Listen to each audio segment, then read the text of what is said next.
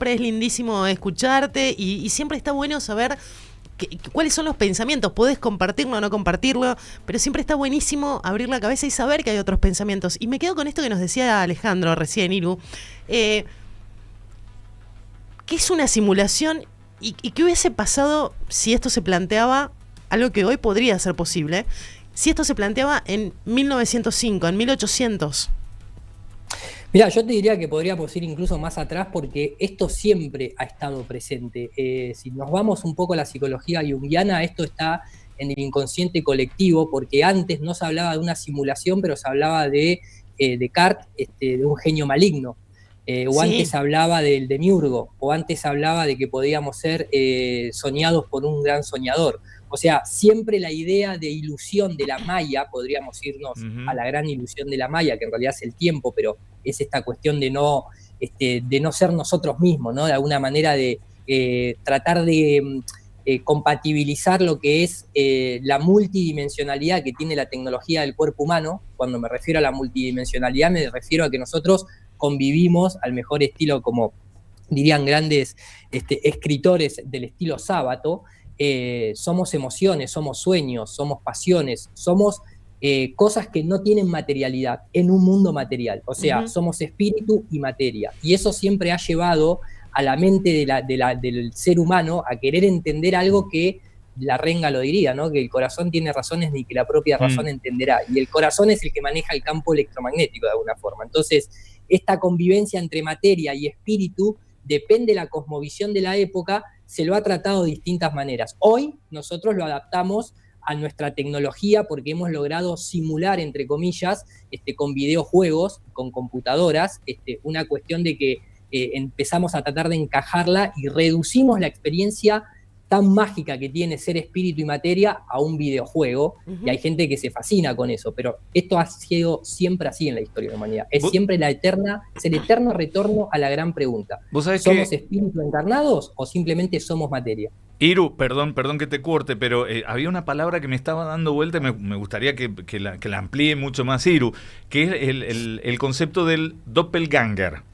Yo quería saber, porque más o menos, vos lo podés explicar mucho mejor, pero yo tenía la duda de en qué año empezó a gestarse esta idea del doppelganger y me llevo una sorpresa, lo acabo de buscar en Google, estamos hablando de 1796, cuando ya se pensaba que podía haber un otro yo en algún lugar del mundo. O sea, lo que yo te preguntaba, si podíamos pensar hace 100 años acerca de una realidad virtual o una realidad simulada, ya había gente que efectivamente hace 300 años ya estaba hablando de esto. Contá, Iru, si podés, qué es el doppelganger para aquel que no lo conoce. Bueno, el tema del doppelganger es como una réplica física, ¿no? Es como si hubiese otro de nosotros, pero en este mismo plano, en otra parte del mundo. Nosotros muchas veces, a mí me gusta mucho jugar a los parecidos, ¿no? De golpe estamos analizando algo y aparece una cara que me hace acordar, y más, hasta ponemos puntaje cuando suelo transmitir en vivo, son tanto las coincidencias que a veces vos decís, no puede ser, esta persona es exactamente, físicamente, no el rostro, igual a esta otra. Obviamente son personas totalmente distintas, contemporáneas, viviendo en el mismo lugar, sería como un doble, y solemos jugar a que la Matrix está quedando sin variedad, ¿no? Está repitiendo patrones. Pero en este caso el doppelganger no es lo mismo, no va de la mano de una teoría de la simulación o de un mundo simulado, no es lo mismo que un universo paralelo, sino que es un doble nuestro, pero en otro lugar del mundo. Claro, ahora lo que es Facebook, lo que son las redes sociales, rompieron esa magia porque uno puede de alguna manera ir a buscar a esa persona. Que ojo, puede haber otro parecido genéticamente, entre comillas, de forma física, no genética, ¿no? Pero en forma física. Era rescatar la idea de que muchos ya se planteaban que esto que estamos viviendo no es todo. A eso me refería. La teoría de Descartes que nombró recién, la del genio maligno, que es la pregunta... básicamente se empieza a preguntar y llega a que si pienso es porque existo. Así terminan las meditaciones metafísicas, es del 1600, aún más allá. Sí, claro, por eso te decía. No, y si nos vamos para atrás, ya en Sumeria se practicaba, por ejemplo, la transposición de almas. O sea, supuestamente era lo que nosotros hoy pensamos que solamente se puede hacer porque nos van a... No sé qué es la transposición de almas. ¿Cómo? No sé lo que es la transposición de almas, perdón. Y sería el equivalente de el hecho de tomar un cuerpo viejo y traspasar la conciencia a un cuerpo joven. Y de hecho hay tablillas sumerias donde hay anotado las veces que salió bien, las veces que salió mal, etc. Lo que hoy un Elon Musk te diría que tal vez en un transhumanismo cercano, a través de Neuralink, nosotros, Black Mirror, básicamente Black Mirror, en lugar de con tecnología, con hechicería, si se quiere. Acá hay un punto que es real, ¿no? Porque hoy nosotros escuchamos hablar de la teoría de la simulación en múltiples formatos. Está la teoría de la simulación ligada a lo que es el universo, porque hay un montón de observaciones, si se quiere, cosmológicas que no encajan dentro del mundo de la materia, y entonces se intenta explicar desde la cuántica, y la cuántica se la relaciona con ceros y unos. La cuántica lo que tiene es discreción en lugar de continuidad. Entonces, o es cero o es uno. Es una posición o la otra. A diferencia de los números matemáticos, que uno puede ser 0, bla, bla, bla, bla, bla, bla. Entonces, pareciera ser que hay una simulación al universo. Después hay otros que te vienen, tipo Elon Musk, y te dicen, no, en realidad estamos en una simulación porque si contemplamos nuestra tecnología actual, cómo simulamos videojuegos, tal vez una civilización avanzada haya hecho, ¿no?, una especie de Matrix, si se quiere, en la que nosotros estamos inmersos. Después viene otro y te dice, estamos en un videojuego. Claro, es un gran quilombo. A mí me gusta tratar de ceñirme a algo que es constatable, que más que vivir en una simulación, más que vivir en un videojuego, lo que nosotros somos seres multidimensionales. O sea, operamos en dos realidades simultáneamente, pero distintas. Que una es la astral y la otra es la material. Y eso es constatable. Iru Landucci está con nosotros para los que se están sumando en la 91.7 en Ciudadano News. Le agradecemos a toda la comunidad de Iru Landucci que ya está allí en nuestro canal de YouTube. Estamos en vivo para todo el mundo, en simultáneo, ya 127 personas, así que gracias a todos los que se están sumando. Algunos nos dicen... qué lejos que están estos chicos. Estamos lejísimos de conocer lo que conoce Iru y es por eso que lo llamamos. No sé si para tanto. Y queremos, sí, estamos lejos de conocer. Y reiteramos y abrimos también el 261-519-9081, porque acá lo que queremos es... Vitu, perdón, con respeto. Con respeto, que todo el mundo opine, por favor, sin insultos. Fuera de eso pueden decir lo que sea. Péguenlo en el chat de YouTube ahí de ustedes para que la gente tenga el WhatsApp. Perfecto, ahí lo ponemos. Ponelo en YouTube, ¿no? Puede ser, al nuestro WhatsApp, para que la gente pueda tocar y comunicarse inmediatamente. Más 549, claro, más 549. Ahí está, perfecto. Más 549, por favor, para que aquel que puedan, no el que esté en pantalla, sino pónganlo con toda la línea, más 549 en el canal. Más 549 261. El canal de Iru, para todos los que son parte de nuestra comunidad y les interesa esto, que están escuchando esto y les interesa, es Nur para todos. Es impresionante la cantidad de información que tiene. Vos podés creerle o no. Esa es la idea, que debatamos y que pensemos en que hay otras posibilidades, hay alternidades, hay grises, no todo tiene que ser blanco o negro. Y recién estabas hablando de dos planos, el plano material y el plano astral. ¿Nos contás? Sí, dale. A ver, astral es un coloquio, no es una palabra como para que todo el mundo entienda que sería... Lo siento, yo ya la tengo... No, porque claro, astral, ¿qué son las estrellas? ¿Qué te vas a las estrellas? Y es el mundo onírico. Yo lo pensaría en algo elevado, un poco más allá, o hasta mejor, quiero creer, de lo que estamos viviendo palpablemente, Iru. Así lo entendía yo, lo astral. Eso es una cuestión bastante compleja de moralidad, si es mejor o peor, de alguna forma va a ser dependiendo, ¿viste? Hay gente masoquista en el mundo, claro. Así que no te podría decir. Pero, a ver, como para ordenar un poco, ¿no? La cuestión, o sea, ¿por qué de golpe surge esta idea de que porque nosotros tratamos de ponerle una utilidad a todo esto? Porque si nosotros nos quedamos en que el universo, vos sabrás, ustedes saben, la gente que lo siga a ustedes no, lo que nos siguen a nosotros sí, nosotros estamos dentro de una cosmovisión que no es la doctrina copernicana, que es la doctrina que generó mayor ateo-materialismo hasta la fecha de hoy, porque nos pusieron en una roca voladora supuestamente evolucionados del mono en un universo en expansión. O sea, vulgarmente como nos dicen, somos terraplanistas. El terraplanismo habla de un sistema cerrado, la Tierra, más allá de su forma geométrica, donde hay una interacción entre la materia y el espíritu, con una especie de medio. Ese medio se le llama el éter, nuevamente, simbólicamente. O sea, que existe otro medio donde, de alguna manera, interaccionan los pensamientos, donde interacciona el mundo onírico, donde se proyecta el cuerpo astral, el desprendimiento corporal, lo que uno puede experimentar a veces, ¿no? Con una planta, por ejemplo, con ayahuasca, huachuma, o con una meditación profunda. O sea, hay un mundo que nos interpela, que nos genera una realidad que no está en el mundo material. Uno en un sueño puede literalmente despertarse feliz, llorando, excitado, Sí, y no estuvo con en el miedo. mundo material. Sí. Con miedo, y no estuvo en el mundo material. Pero tampoco estuvo adentro del cerebro, porque si yo te corto el cerebro para el mundo actual es simplemente una masa gris maleable de tubos conectores que no, nada, o sea, es imposible. Ahí está el misterio. Iru, yo tengo entendido que el cerebro, pero tocando de oído, ¿no? Es energía. Sí. Y que se mide, y que nosotros somos energía.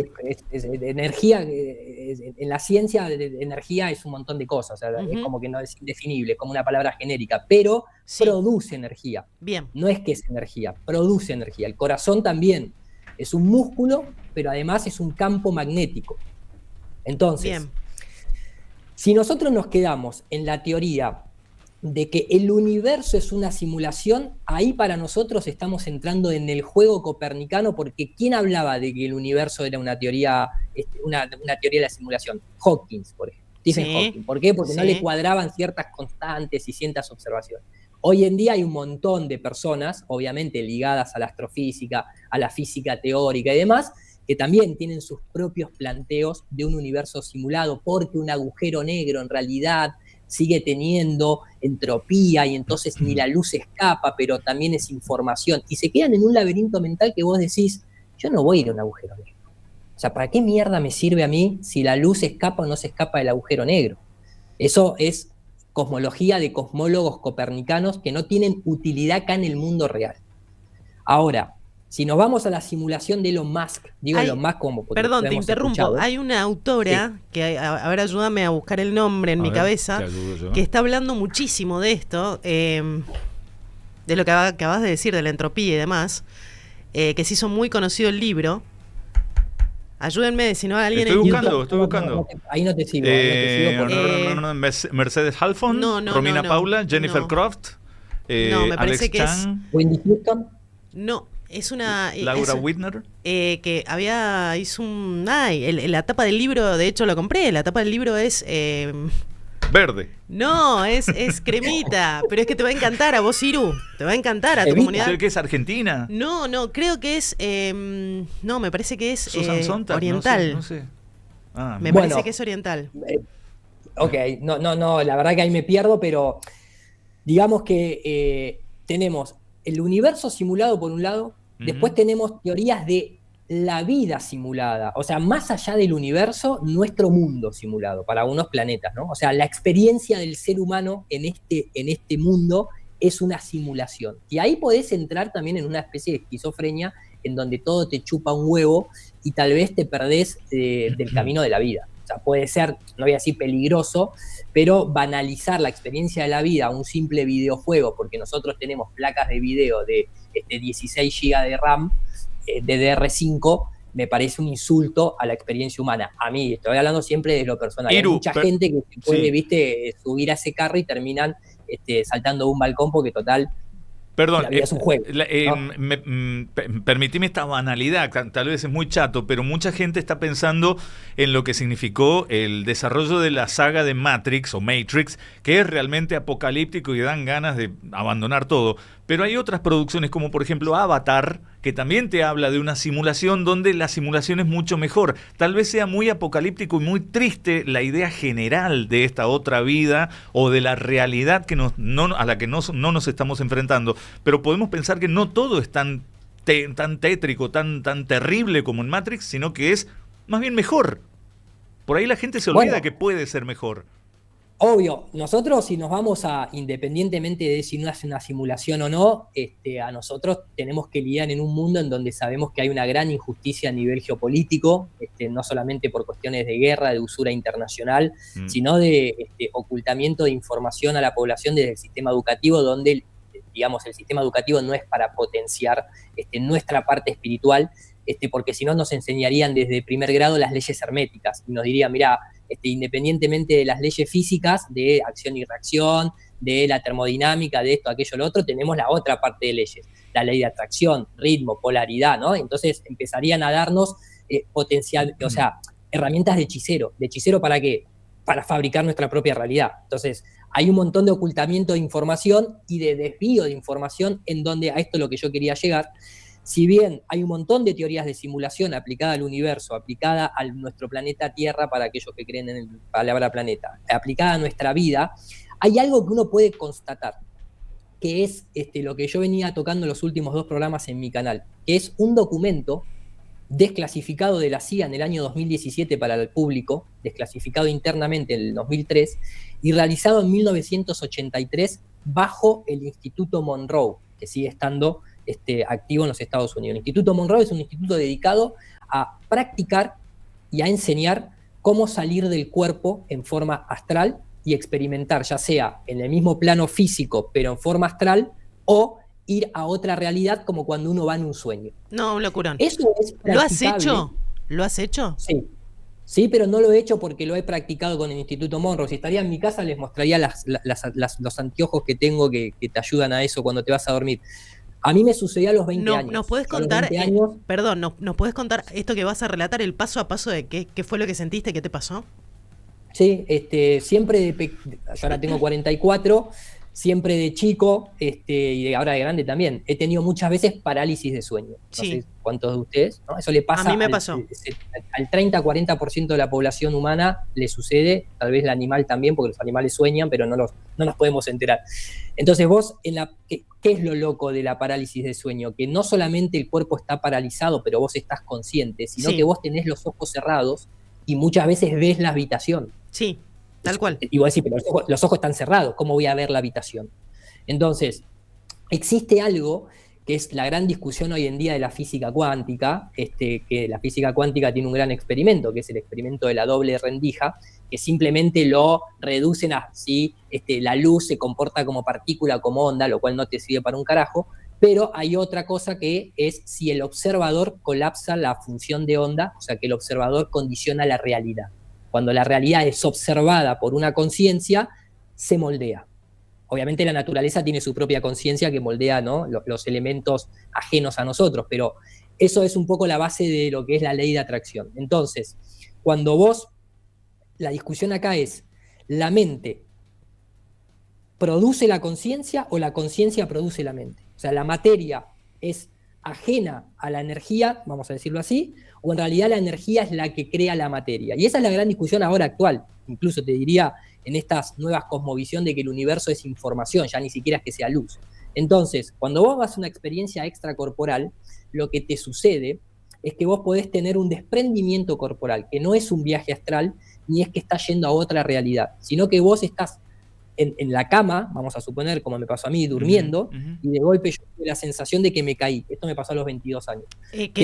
Creo que nos ha pasado a todos. Estamos con Iru Landucci, su canal Nur para Todos, en este momento en vivo, aquí en Elijo No Creer. Entonces, yo sentí que me caía al piso, pero no sentí ningún impacto.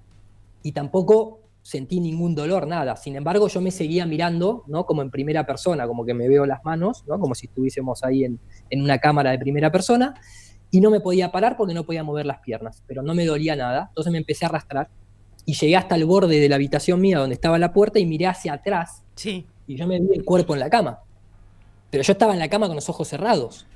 Y estaba mi perro en la cama y empecé a arrastrarme era la casa de mi madre, me empecé a arrastrar por la casa hasta llegar a la puerta de entrada. Iru, ¿sentías el piso? ¿Sentías el fresco? ¿Sentías el calor? Todo. De hecho, una de las puertas estaba cerrada y me acuerdo de ver la madera, o sea, como si pasaras por la madera. No, o sea, qué locura. Hiper detalle. Y después, yo la estoy contando corta porque no tampoco da para extender, pero sonó el timbre real, en la casa real. Sí. Entonces, cuando sonó el timbre, yo ya estaba había recorrido como unos 40 metros arrastrado, pero sin fuerza, porque obviamente no estoy físicamente en el piso. Claro, no podías, de hecho no podías abrir la puerta y digamos que la atravesaste, sentiste la madera. Sí, yo estaba ahí en un modo automático, yendo para algún lado, mientras que iba viendo el alrededor, muy luminoso, muy detallado, estaban las puertas abiertas, pero la puerta del frente de la casa, la que da a la vereda, estaba cerrada, una puerta de madera, y atravesé la mitad del cuerpo. Cuando atravesé la mitad del cuerpo era de día, eran las 10:30 de la mañana, no sé, 11 de la mañana, entonces se me cerraron los ojos, que no tenía ojos, pero no importa, dejé de ver, se vio todo fuera de foco, como que el obturador del ojo no se acomodó. Y lo único que veía era una mancha violeta en el medio de la escena. Y suena el timbre de mi casa. Cuando suena el timbre, mi cuerpo astral retrocede como si fuese 4 metros de golpe. Y cuando yo miro para atrás, que no lo había visto al principio, cuando yo miro para atrás, veo literalmente una especie de cordón, que se llama el cordón de plata, sí. como una especie de halo luminoso, que iba para atrás, calculo yo, hasta mi cuerpo físico. Sí. Vuelve a sonar por segunda vez el timbre. Esto está en muchísimos libros explicado tal cual lo está explicando el hilo de plata. Y hay muchísima gente que ha vivido esto mismo. Sí. Yo hasta ese momento mi vida era levantarme, sentarme frente a una computadora y hacer modelados 3D. O sea, cero espiritualidad, cero metafísica, cero completamente. Suena la segunda vez el timbre, volví para atrás, entré al cuerpo de vuelta, me desperté. Cuando me desperté, noté que eso no era una pesadilla, que no era una parálisis de sueño, que sí ya me habían pasado, que no era un sueño ordinario. Vi a mi perra en la misma posición en la que estaba, la habitación, la luminosidad, todo estaba igual de cuando me había arrastrado. Y volvió a sonar por tercera vez el timbre.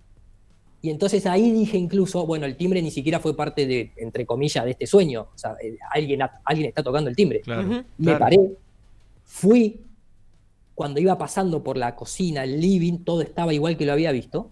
Y cuando abro la puerta, que yo había visto una mancha violeta, había literalmente un empleado del correo OCA.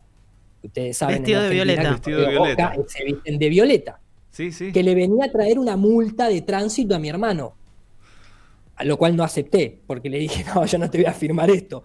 Volví para adentro y lo único que puedo hacer la conexión de por qué me pasó es porque esto eran los 22 años, 21, 22 años. De los 18 años hasta ese momento, en esta cuestión de que genera la Tierra esférica y la doctrina copernicana, que es que después que te morís se apaga todo, me generó angustia existencial. Y mucho tiempo me deprimía pensando en la muerte. Y yo creo que eso a mí me llegó como una respuesta a que después de la muerte no es que se apaga todo, como te dice el mundo materialista. La experiencia continúa. Eso es lo único que puedo ligar a esa experiencia. Pero después de ahí se me abrió un camino en el que me empecé a interesar por eso que me había sucedido y caí con el primer libro de metafísica de Connie Méndez. Entonces, para mí te lo cierro así. No te puedo creer que hayas nombrado a Connie Méndez. Sí, ¿Era ella? Total. Pero soy muy fanática de Connie Méndez. Es una autora, para mí, y voy a hablar por mí, me hago cargo de lo que digo. Sí. Es respetadísima, sabe muchísimo y es una, quizá de las personas, creo que su libro es del 60. En este campo, en lo que estamos hablando. Metafísica. Y es impresionante lo que te enseña. La hizo accesible. Claro, lo que pasa es que Connie Méndez, una venezolana que nació en el siglo XIX, era una ocultista que venía de la escuela también de Blavatsky y de la teosofía, pero yo creo que hizo muy bien. Si bien los libros de ella tienen una orientación un poco cristiana, que yo hoy en día eso no lo profeso de la manera que Connie Méndez lo explica. Yo a Connie Méndez fue la primera vez en mi vida que leí que lo que uno pensaba y lo que uno sentía lo podía traer. O sea, volvemos a esta idea que la física cuántica lo explica como el colapso de onda. O sea, ¿por qué no te enseñan eso en el colegio? ¿Cómo puede ser que un nene que está en su plena imaginación, nadie le diga el poder de atracción que tiene la imaginación? Iru, vamos a hacer una pausa. Nos comunicamos en 5 minutos exactos, ¿te parece bien?